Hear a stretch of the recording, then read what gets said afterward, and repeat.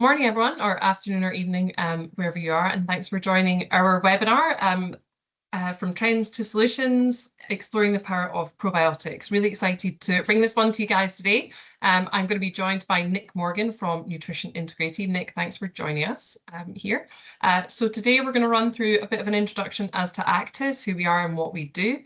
I will then hand over to Nick, who's going to go through some probiotic and consumer goods trends for us.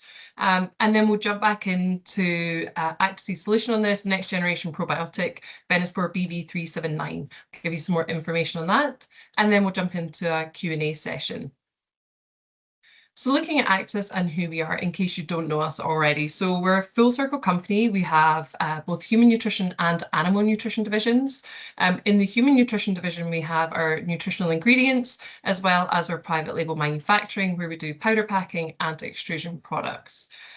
We feature both milk and whey protein ingredients, and we've also brought some new ingredients online recently.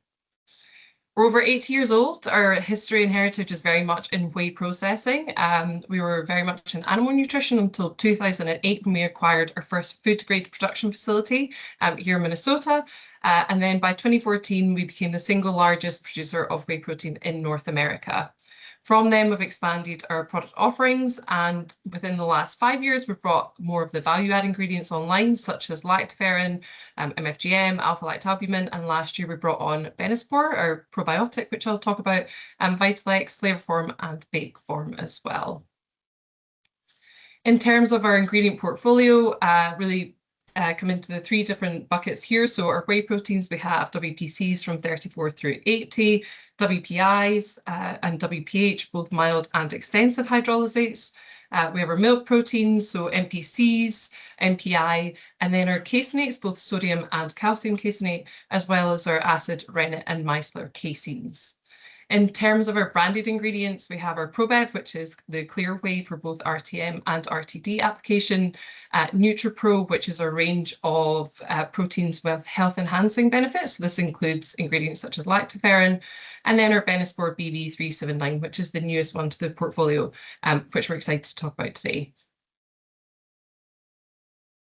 So why have we moved into probiotics? Well, we very much recognise that consumers are looking for solutions to help support their gut health and the implication that gut health has on wider health, well-being, performance and longevity.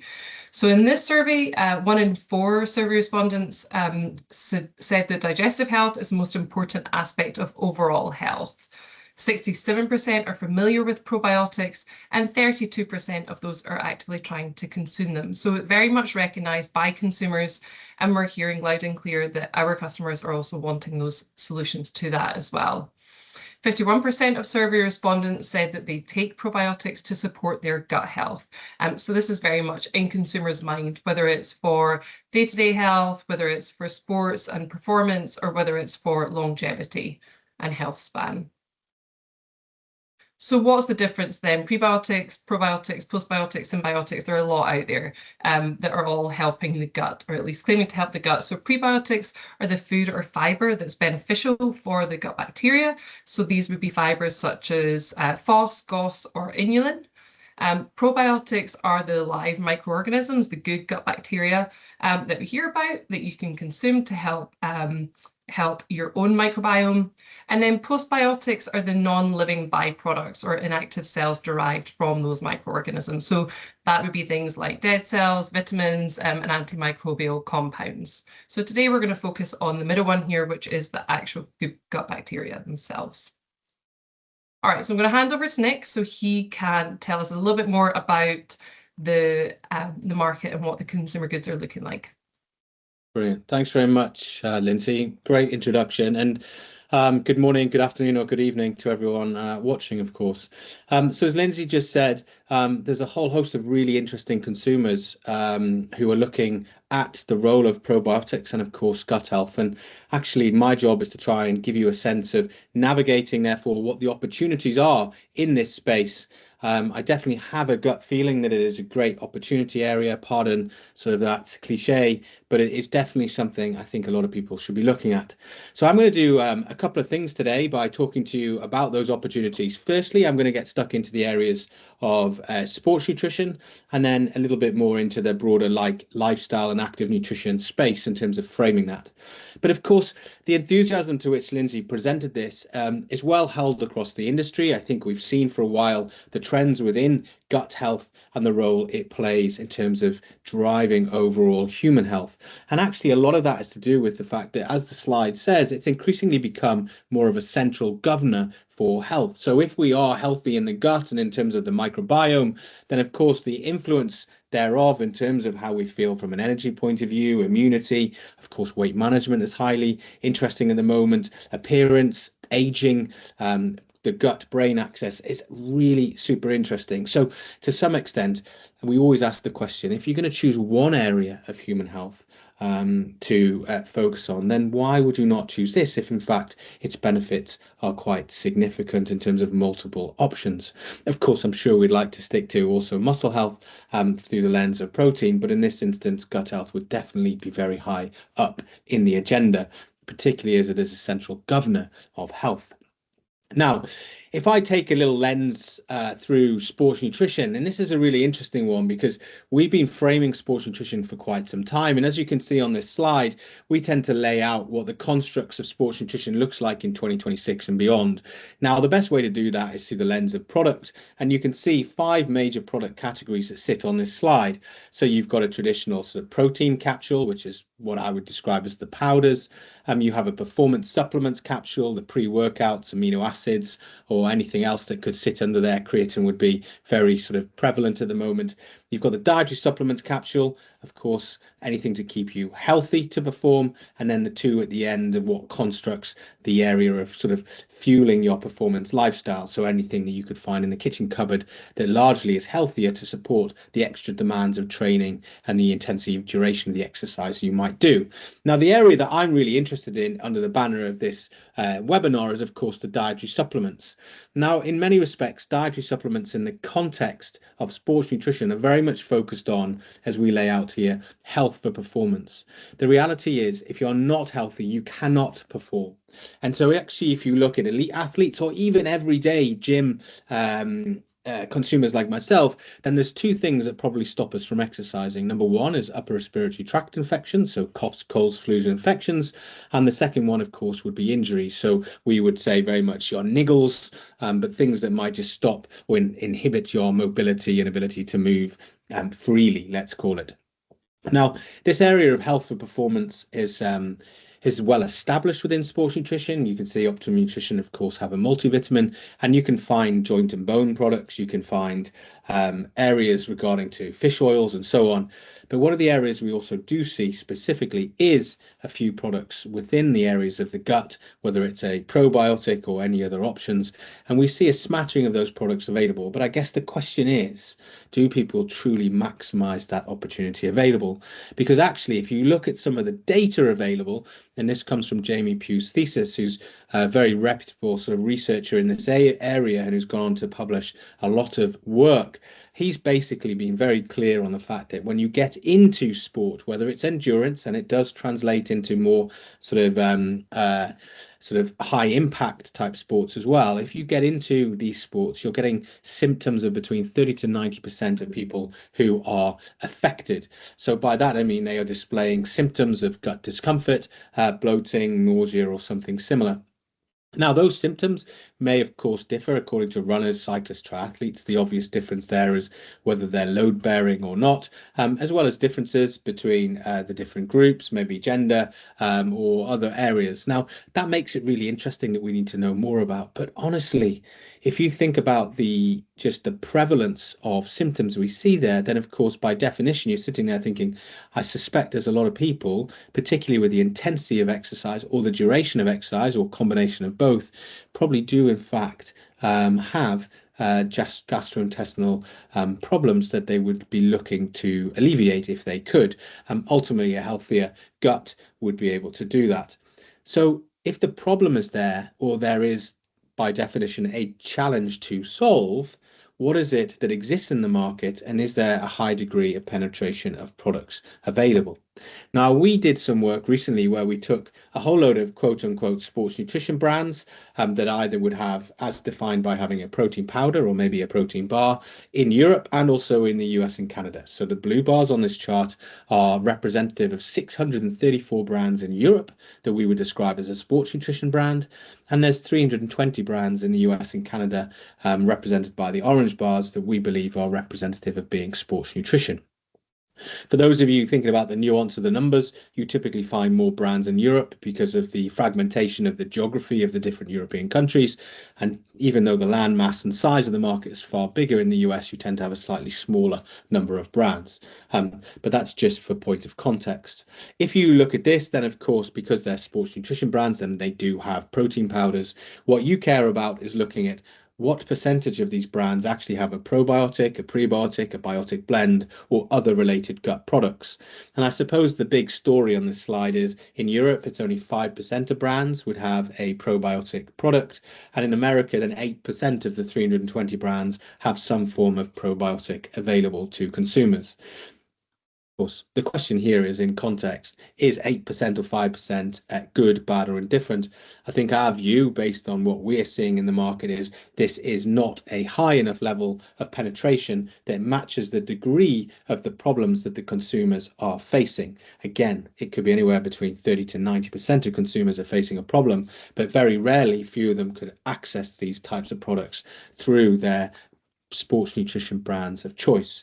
So of course it remains a huge area of opportunity to communicate well and bring great products to the market. But I suppose therein you must be asking ourselves, well, why would that be the case? I think there needs to be a better storytelling as well as better products available in order to communicate this message really well. I think the proposition is ultimately to be healthy, for performance, and that is based on the intrinsic nature of being resilient. You need to be resilient to the sport or the exercise you're doing, and you're building sort of performance and regeneration over time. So there's definitely a big space here where there's a problem to solve, but in fact the quality of the products available, or certainly by numbers, is actually relatively low. Now, if we take it a little bit beyond sport, some of the things that we've been framing for 2026 is the trends that we believe are really important are here. Now, it's beyond the realms of this webinar to talk to you about all 10 of them, but the things that I really want to talk to you today from a population or specific group point of view are the third R, so Renaissance, the last frontier, and rescue remedies. These are three areas of real interest at the moment within, let's call it, sports and active nutrition, quote unquote, but specifically population groups where we see areas of increasing enthusiasm for the role of the gut and particular its impact on human health. From a Renaissance point of view, that's just really talking about categories we've known for a very long period of time that have suddenly heightened in today's consumer mindset. Creatine is a really good one. It's not new, but we've found a few sort of new benefits. But specifically in here, I want to talk to you about GLP-1, which you could view as a GLP-1, because of course that's a huge area. What it's really representative of is the renaissance of weight management. The last frontier is very much linked to longevity and health span and the consumer's desire maybe to live longer, maybe to live forever, but probably for the majority is to live better today, but for tomorrow. So maximizing or optimizing their life as best as they can. And then the final one, rescue remedies, I think is just a reminder that as much as we want to portray the perfect life, the majority of us live on the edge, and therefore we're always looking for solutions to help us get through the day and to manage the challenges and symptoms that we have from a health point of view. And from a rescue remedy point of view, this is absolutely crucial. So if I have a look at those in order, the first one to reflect is the renaissance of weight management. Now, you can crudely group the number of consumers here into three buckets. Now, there are, of course, some flexi consumers of GLP-1. They use it for a bit, they come off it, they use it again, and that might be driven by cost or availability or multiple other things. You might have people who are caught in a household of people who are using GLP-1, but they don't, but their implications will impact their lives, for example. So there's a whole host of nuances within this, but broadly, for the purposes of today's presentation, I think you have people on GLP-1, you have people who've come off it, statistics would suggest up to 50% of people come off within 12 months because of cost or side effects. And then, of course, you've got those who neither engage in GLP-1, but they are caught up in the bigger picture of everyone's discussion of weight management. They're highly sensitive to maybe taking a more proactive approach. Now, within here, you can see some of the largely driven nutrition demand. So companion products for GLP-1 users, protein, the gut, and nutrient density. I think those two words, nutrient density, will be the two words of 2026, by the way. And then you've got managing hunger, satiety, and the potential risk of weight regain within the previous GLP-1 users. Now, the areas that are really interesting, of course, are calorie control and portion size. We're seeing huge degrees of innovation there. We're seeing a mass amount of work in hunger, satiety, and blood glucose control, but massively related to GLP-1 and potentially its side effects, of course, are gut health, digestion, and the overall health of the microbiome. The gut microbiome. So the areas of the biotics in total, you could add fiber to that, is of huge interest to people for innovation, whether that's a product that is a fiber or probiotic product on its own, or of course those ingredients are integrated into others, maybe in combination with protein, as we've seen in a few products recently. So it's a big area of interest. And in fact, if you were to look at the classic ABC approach to innovation, then new theory, it's not new over the last few months. It's been a product range that they've responded to the trend of GLP-1 in the last 12 months. You can see here a classic sort of multivitamin muscle guard or protein here that they've brought through is a really interesting one. But the one area that I'm obviously pointing towards is the probiotic in the middle, where they can looking to relieve occasional nausea and improve regularity.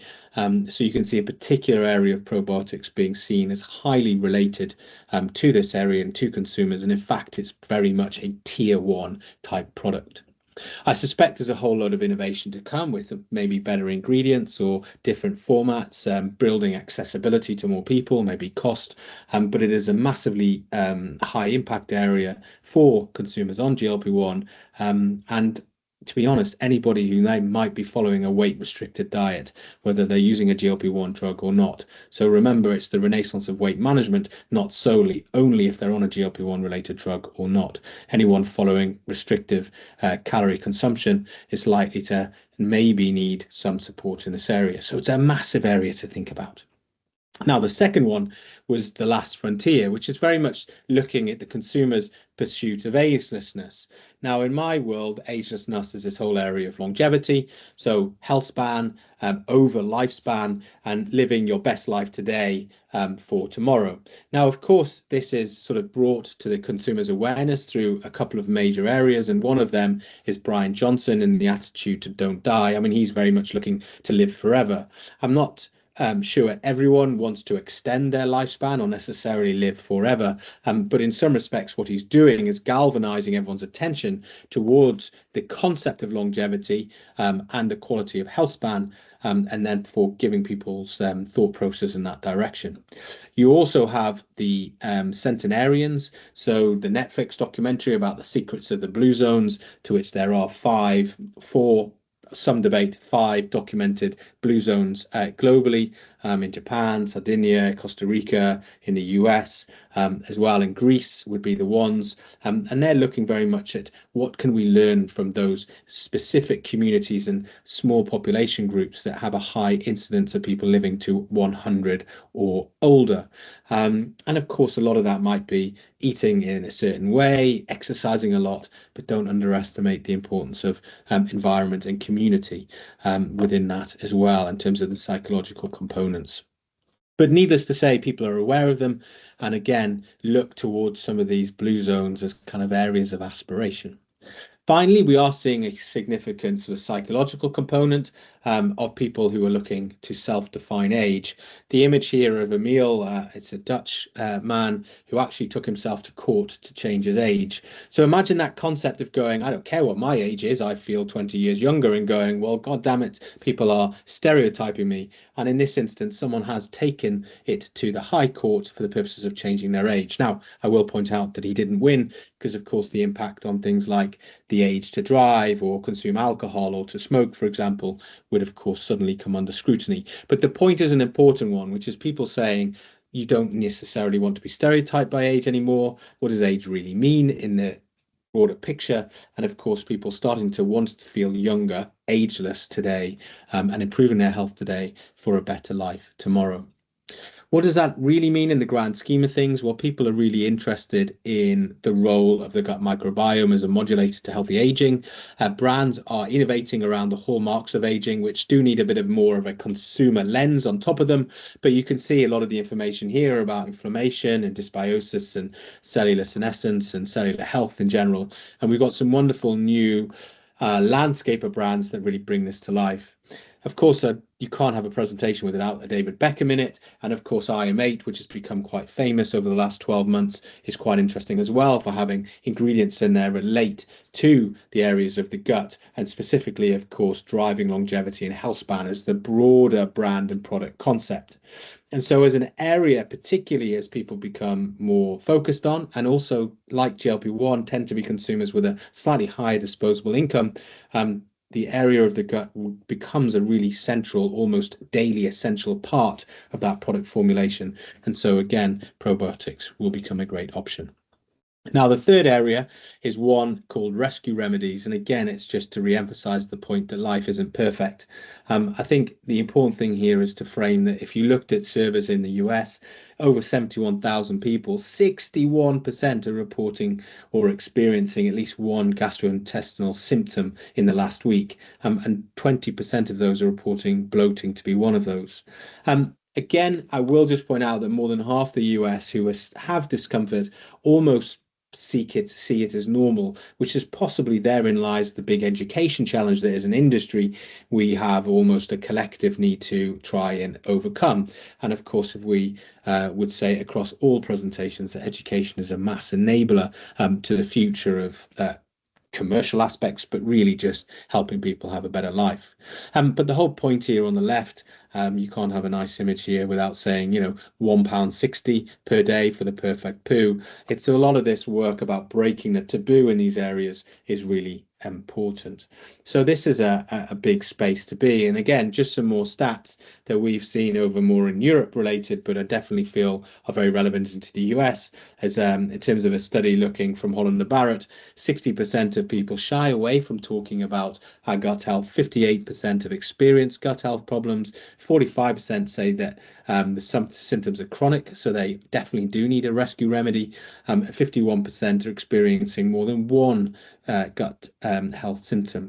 The reality here is that this is not a niche problem. It is actually a mainstream problem, but there's a breaking of the taboo that is required in order to make sure this innovation sees the good quality light of day. And so it's also not just about the quality of products, but that should be right front and center. It's of course the way we surround those products with the lens of innovation by communication. That's a big mantra of ours, which is innovation can be the product, definitely, but it also needs to be the communication to better resonate with consumers in 2026 in terms of what they're looking for. So we create the products, but we also have to break the poo taboo to create the best sort of rescue remedies there are. So they would be three areas that we should have definitely continued focus on, as well as the opportunity in sports nutrition.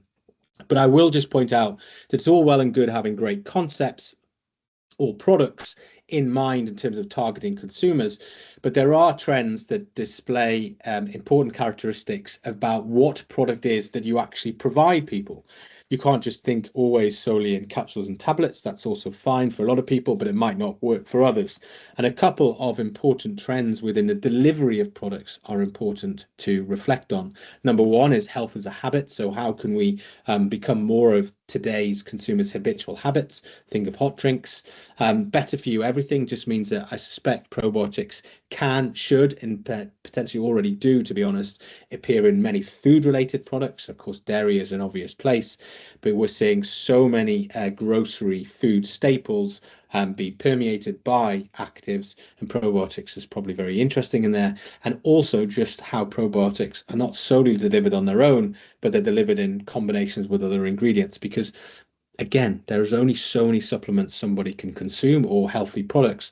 So consumers in 2026 are looking for more bang for buck, more all-in-one solutions, almost a little bit like the IM8 solution we showed on the earlier slide.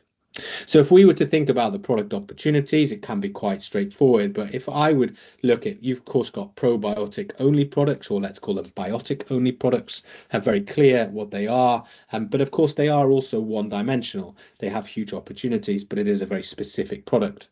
If you want to go a little bit further and make them more accessible, i.e. to more people who have natural inhibitions to taking capsules, tablets, then the ability to boost your smoothie, to add into a coffee or a tea or a matcha, or add into your protein shake becomes really important. So heat stable, versatile solutions to go into those products. More people want to add them into pancake mixes and so on and so forth.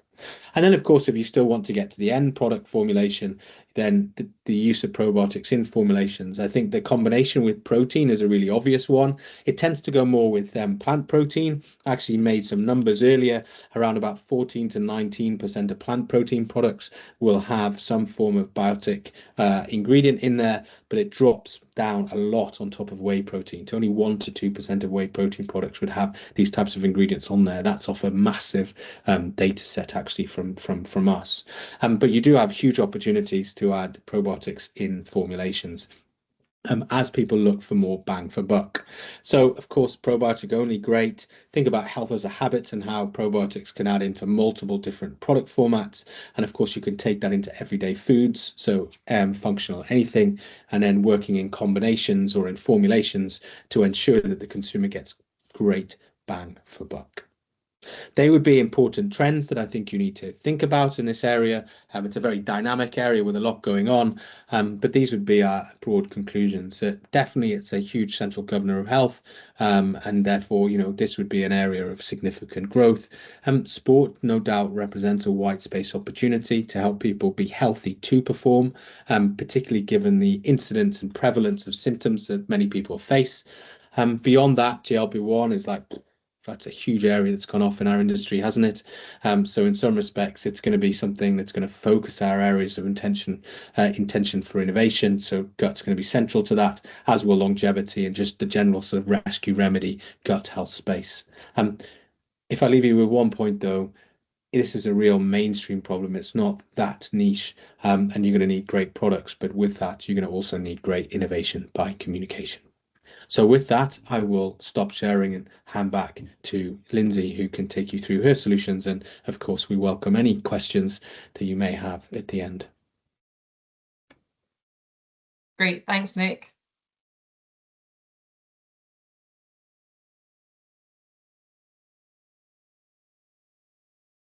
All right, so looking at next generation probiotic from our perspective here. So we're going to talk a little bit about spore formers and non-spore formers and let you know what they are. So spore formers, you can think of it almost like like a seed. So the spore is essentially the protective coat that encases the probiotic. Then you have the wake up phase, which is like germination in a seed, where that protective coating is eliminated, and that's what happens during consumer consumption. This then enables, during the digestive tract, it enables the realization of the full potential of that probiotic. This delivers the benefits such as metabolites, different bioactive compounds, vitamins, and enzymes. So why spore-forming bacteria instead of non-spore-forming? So spore-forming bacteria would be things like the Bacillus forms, and non-spore-forming bacteria that you would probably be familiar with would be like Lactobacilli, bifidobacteria. So the durability is significantly higher with spore-forming bacteria due to that natural double outer layer that makes it more stable, particularly at different temperature ranges. The non-spore forming bacteria are highly sensitive to temperature and water activity, and this means that they often require a much greater overage in finished products to ensure the claim at the end of shelf life. In terms of survivability, spore formers have a higher survival rate during transit through the GI tract, whereas non-spore formers often require additional processing to make sure that they are still viable in the gut where they are required. The stability, as I mentioned, much more shelf stable for the spore formers versus non-spore formers. So spore formers do not generally require refrigeration, such as the BB379, whereas some of the non-spore formers do require refrigeration to make sure that they are stable over shelf life. In terms of applications, spore formers can be used in much wider applications due to their ability to sustain different temperatures and different water conditions as well. So they can be used across dietary supplements, such as the ones that Nick pointed out, and also across different food and beverage applications, which I'll come on to some of those in a little while. For the non-spore formers, they have much more limited use in food and beverage due to their heat sensitivity and potential water activity impact as well. In terms of compatibility, the spore formers can be used in combination with other types of probiotics, including some of the lactic acid bacteria, whereas you'll find with some of the non-spore formers, they have more limited capacity to work in a blend due to strain sensitivity and the water activity. And so they really have the unique attributes of the spore formers are things like their ability to produce bioactive compounds, enzymes and vitamins, some of which I'll mention today as well. The lactic acid bacteria are often sourced for their ability to produce organic acids and short-chain fatty acids. So introducing BeneSpore BB379. So this is it's a Bacillus velezensis strain, or BV for short. It was actually discovered over a century ago in the soils in southern Spain. And it's been historically used in crop protection due to its ability to produce bioactive compounds. Today, we're really bridging the gap between nature's resilience and modern nutrition, and it's evolved to be beyond agriculture to be one that is key for human nutrition as well.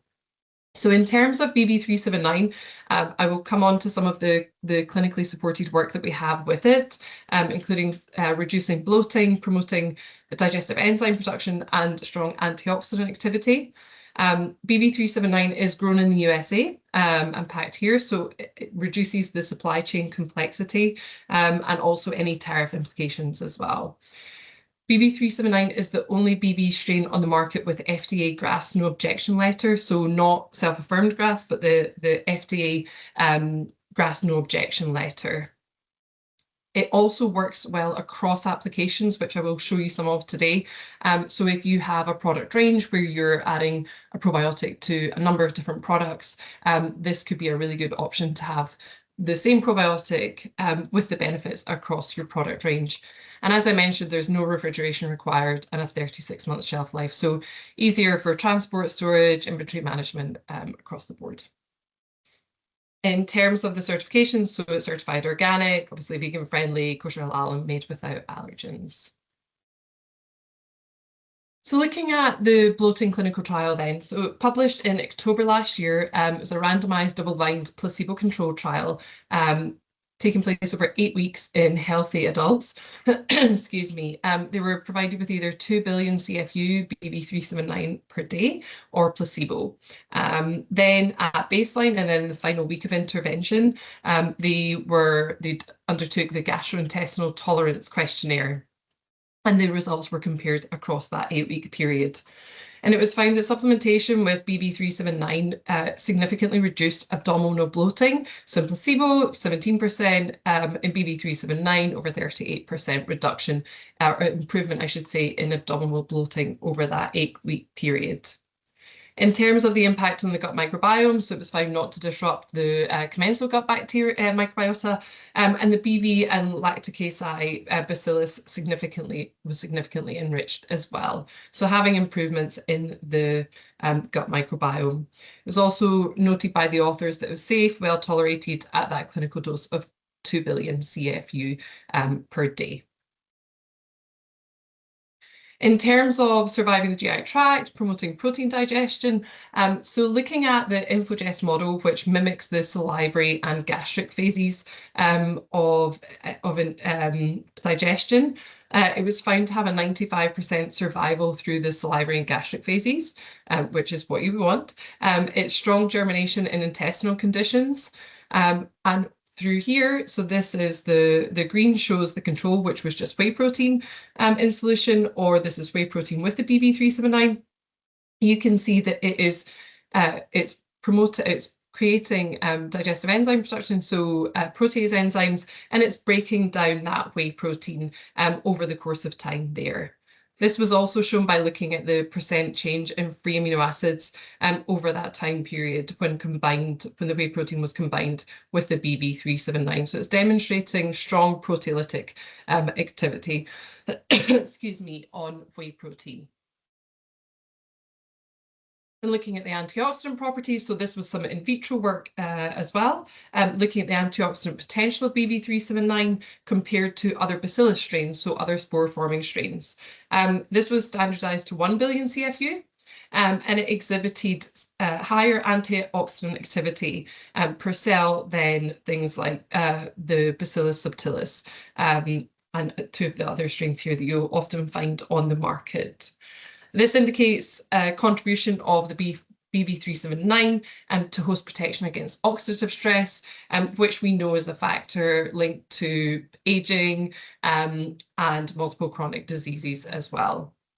So antioxidant production mechanism includes the secretion of enzymes, including catalase, peroxidase, and the superoxide dismutase, and antioxidant metabolites such as glutathione and folate. In terms of the application flexibility, so one of the things with BB379, as I mentioned, is its stability and durability across temperature and processing. So it can be used in RTM, in capsules, RTDs, hot beverages. So some of the work that's been done here, this is looking at over shelf life, stability in water, and in sparkling water, you can see that there's a high survival rate in both of those applications.